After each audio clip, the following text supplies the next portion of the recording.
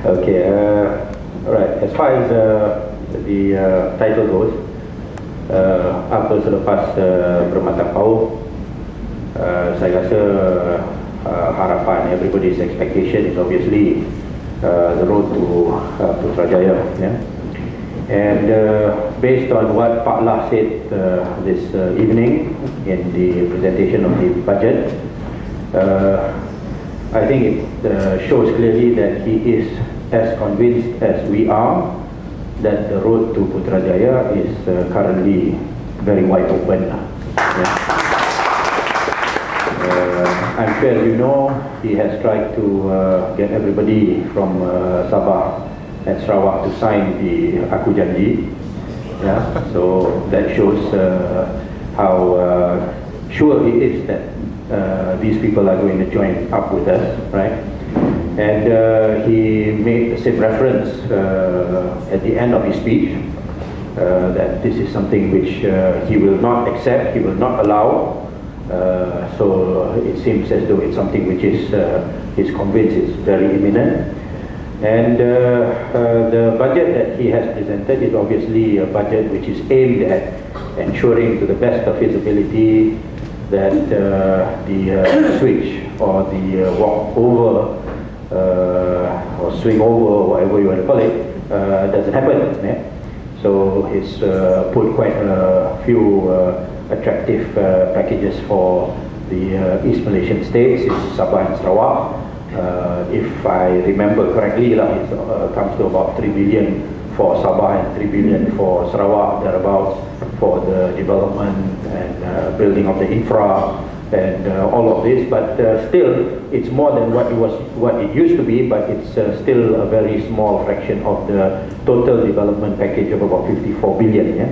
So whether it's able to win over the hearts of the Sabahans and the Sarawakian MPs, I hope and I think it will not, because there is still a lot of emphasis on as far as Pak Lah's budget is concerned, with respect to the corridors in the south, in the east, in the west and all that, and these are the ones that are going to still swallow a huge chunk of the budget. And I think the total budget for the three main corridors which is being proposed over the period of I think about 5 years is about $1 trillion. Eh? So it's really a huge investment.